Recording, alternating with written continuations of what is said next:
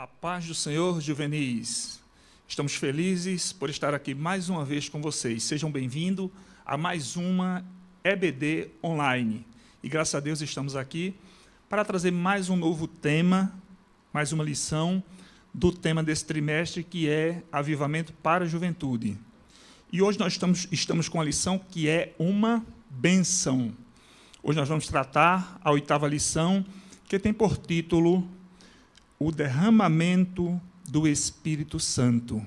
Então, hoje vamos tratar sobre este assunto, que é bem comum nas nossas igrejas, mas vamos tratar com alguns detalhes para vocês. Amém? Então, queremos convidar vocês a pegar a Bíblia. Quem tem lição, pegue a lição, fique com a Bíblia na mão, uma caneta, para, se possível, anotar alguns versículos, alguns termos, amém? Para que possamos aprender sobre a palavra de Deus. E, tomando por base esta lição, nós queremos trazer o versículo da nossa lição, que se encontra em Atos, capítulo 2, versículo 39, que diz assim: Porquanto a promessa pertence a vós, a vossos filhos e a todos os que estão distantes, enfim, para todos quantos o Senhor nosso Deus chamar. Só por este texto nós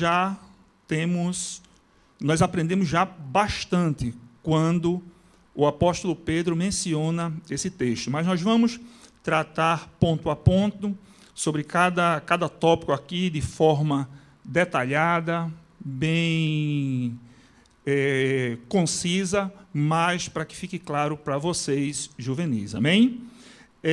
O nosso primeiro ponto, ele traz sobre a grandeza da promessa pentecostal no Antigo Testamento. Nós estamos com a nossa leitura bíblica em classe, mas tem dois tópicos que vamos trazer a leitura. Amém? Então, o primeiro subponto diz assim: a relevância do tema. Então, nós observamos que no Antigo Testamento, também conhecido como Antiga Aliança, este tema sobre Espírito Santo, que nós tratamos como a terceira pessoa da Trindade, não numa ordem de grandeza, de poder ou de importância, mas é somente para descrever que existem três pessoas e um só Deus. Amém?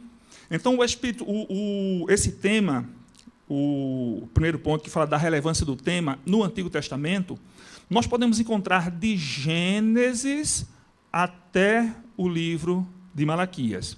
Nós observamos que, no primeiro versículo de Gênesis, já apresenta o Espírito Santo pairando sobre as águas. Apresenta o Espírito Santo ali na construção, na criação do universo, e depois o segundo versículo diz que ele pairava sobre as águas. Nós vamos ver algumas outras referências, porém, nos patriarcas nós não vemos uma interação do Espírito Santo com as pessoas. Nós só vamos ver já a primeira referência a qual o Espírito Santo interage ou usa as pessoas. Nós vamos ver ali a partir de Números. Nós vamos ver a partir da criação do tabernáculo, da construção do tabernáculo. O Espírito Santo, ele move as pessoas, ele dá criatividade às pessoas para construir as peças ali do tabernáculo.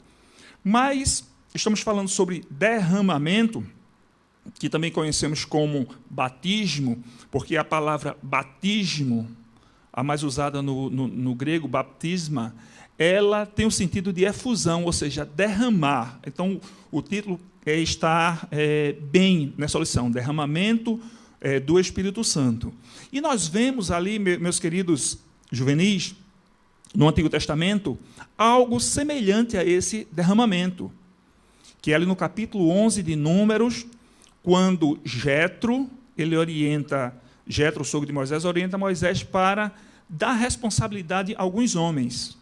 E nós observamos, vamos ler aqui o texto de Números, a qual diz assim, Números capítulo 11, versículo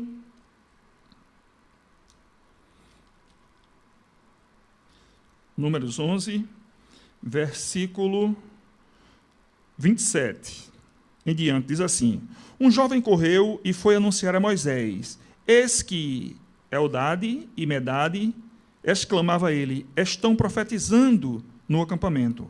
Josué, filho de Num, que desde a sua mocidade auxiliava Moisés, tomou a palavra e rogou-lhe: Moisés, meu senhor, proíbe-os. E Moisés chama a atenção ali de Josué.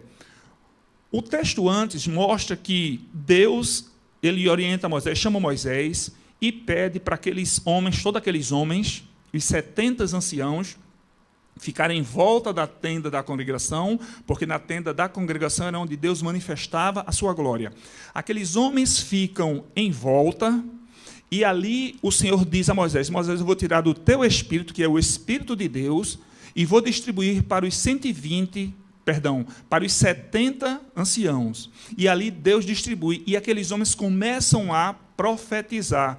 E o texto, aqui no versículo anterior, do versículo 24 ao 26, ele diz que aqueles homens só profetizaram aquele dia.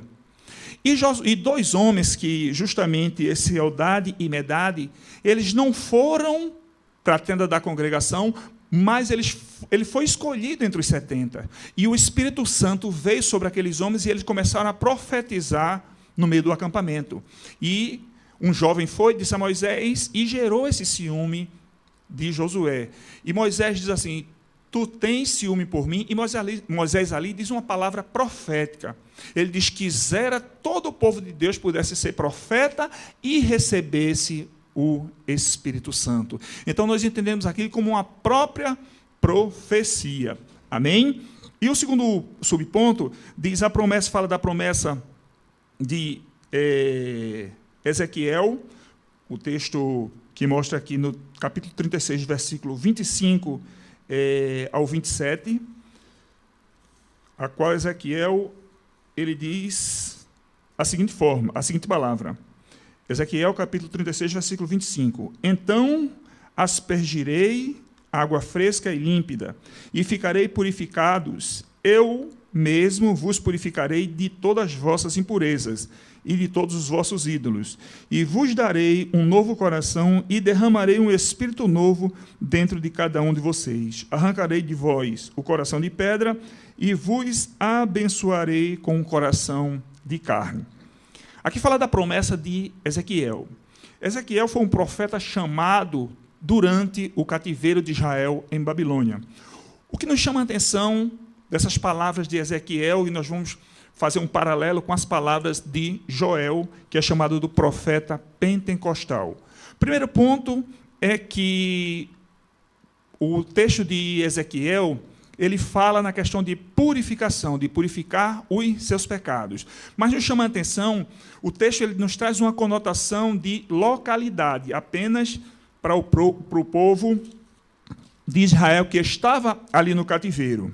Já as profecias de Joel, então, trazendo as profecias de Joel, que está aqui no capítulo 2, versículo 28 e 29, diz assim: então, depois desses eventos, derramarei o meu ruach, ou meu espírito, sobre todos os povos, e os seus filhos e suas filhas profetizarão, os idosos terão sonhos, e os jovens ganharão visão. Inclusive sobre os escravos e serviçais da época, derramarei o meu espírito naqueles dias. Amém? Então, o profeta Joel já mostra, o termo aqui fala povos, algumas traduções vêm como carne, já mostra o Senhor usando o profeta Joel, já mostra uma dimensão maior, ele já não está mais limitado àquelas pessoas, ele mostra todos os povos que seriam abençoados, iriam receber o Espírito Santo de Deus. Então, a profecia de Joel com a profecia de Ezequias tem esse paralelo, essa diferença. Amém? E, continuando, aí nós já vamos para o Novo Testamento e vamos dar continuidade a esse texto de Joel. Quando nós chegamos no Novo Testamento, a universalidade da promessa pentecostal em um Novo Testamento, nós temos como primeiro ponto a expressão toda carne. Por que toda carne? Primeiro, nós observamos que o próprio profeta Joel já diz todo o povo. Mas por que profetizou para o povo de Israel dizendo que era toda a carne? O povo de Israel ele era bem exclusivista. Ele achava que Deus era só para ele, as benesses, as bênçãos, as vitórias, somente eles deveriam ser participantes. Mas Deus, conforme nós observamos o texto ali de Números, a qual Moisés diz aquela palavra maravilhosa, já era vontade de Deus que todo povo, todo mundo que entregasse a vida para Jesus, recebesse a bênção do Espírito Santo. E nós vamos ver no Novo Testamento. Por quê? Porque no Antigo Testamento, algumas pessoas recebiam o Espírito de forma específica. Quando nós observamos, já ali no livro de Juízes, que só os juízes, aqueles homens que tinham poderes sobrenaturais, que Deus levantou para julgar Israel e para libertar Israel das mãos dos inimigos. Aquelas pessoas recebiam o Espírito Santo, ou seja, era uma pessoa específica, recebia de forma específica, quando ia fazer determinado trabalho, determinada obra, ir para a guerra, recebia o Espírito Santo e fazia algo sobrenatural. A exemplo de Sansão, que recebia o Espírito Santo de Deus, vinha sobre ele, ele recebia, ele ficava com a força excomunal e ali fazia coisas maravilhosas, coisas tremendas, pelo poder que o Espírito Santo, pela força que o Espírito Santo lhe dava, que ele veio perder quando ele contou o seu segredo, porque ele era nazireu, o seu cabelo foi cortado, e a Bíblia diz que o Espírito Santo se afastou dele, e ali ele não tinha mais aquela força. Então, o texto, quando diz toda a carne, é porque na antiga aliança, o Espírito Santo vinha de forma específica para pessoas específicas. E como o texto também diz aqui, apenas para o povo de Israel. Amém? E dando continuidade, dando continuidade com relação ao derramamento do Espírito no Novo Testamento, aí temos aqui no segundo tópico, o dia de Pentecostes, o cumprimento universal da promessa. Pentecoste era uma das maiores festas de Israel, juntamente com Páscoa e a festa do tabernáculo. A festa de Pentecostes, que é chamada de festa das semanas, ou das 7 semanas, contava 7 semanas, 49 dias. No 50º dia, comemorava-se a festa de Pentecostes, que justamente o nome significa 50º. Nesse dia, Deus resolveu cumprir a sua promessa, derramar o Espírito Santo sobre todas aquelas pessoas, aqueles 120 discípulos que estavam no tabernáculo, e ali foi o nascimento, meus queridos juvenis, o nascimento da igreja do Senhor. Após o Espírito Santo descer sobre aqueles 120 discípulos, aqueles homens falaram línguas. O interessante, e é importante frisar, que o texto de Atos, ele diz que eles falaram línguas de fogo, e depois falaram línguas a qual aquelas pessoas de outras nacionalidades poderiam entender. São palavras, quando fala línguas de fogo, no original ele tem um significado, e o línguas a qual as pessoas podiam entender é dialeto, ou seja, idioma. E um dos sinais para quem recebe o batismo com o Espírito Santo é o falar em língua. E a partir daquele momento, as pessoas que aceitavam a Jesus, entregavam a vida para Jesus, faziam aquela confissão, eles eram batizados com o Espírito Santo. Me faz lembrar Pedro, quando foi até Cornélio, meio receoso em pregar o Evangelho, que Deus havia revelado, feito aquela revelação a ele meio receoso, mas ele, dúvida nenhuma, teve mais quando Deus derramou o Espírito Santo sobre aqueles homens. Os primeiros gentios a receber o Espírito Santo, as pessoas que não pertenciam à descendência de Israel, ao povo de Israel. Deus desceu o Espírito Santo sobre ele, e ali Pedro não teve mais dúvida que a promessa de Deus era para aquelas pessoas. Amém? E hoje, meus queridos juvenis, a promessa, a Bíblia diz que é uma promessa para os dias atuais. Porque a promessa de Deus, ela não está limitada no tempo. Deus não está limitado no tempo. A Bíblia diz, o texto que nós lemos aqui, que a promessa é para todos quantos receberem a Jesus como Salvador. E a promessa do Espírito Santo está tão atual como na época lá do dia de Pentecostes, quando os 120 discípulos foram renovados, receberam o poder de Deus, receberam o Espírito Santo. E nós temos aqui o relato de Gunnar Wingre, que foi o pioneiro que trouxe essa nova doutrina, a qual ele, em 1909, foi batizado com o Espírito Santo. Ele era da Igreja Batista, mas precisou sair da igreja porque algumas pessoas não aceitavam aquela nova doutrina. Ele foi para uma outra igreja batista e as pessoas estavam divididas, e depois Deus revelou a ele para vir para o Brasil e trazer a nova doutrina pentecostal, onde fundou a Igreja da Assembleia de Deus. E hoje nós fomos abençoados com essa doutrina, e hoje nós temos o privilégio de receber o batismo com o Espírito Santo. Então, meu querido juvenil, se você ainda não é batizado, busque, ore a Deus, busque incessantemente, porque a vontade de Deus é descer o Espírito Santo sobre você e lhe revestir. Busque. E se você é batizado, procure buscar dons espirituais, porque com o batismo vem a distribuição de dons para todo aquele. E a Bíblia diz: buscai com zelo os melhores dons. Mas os dons nenhum valor têm se não praticarmos o fruto do Espírito. Amém? Então, que nesse domingo vocês possam buscar incessantemente.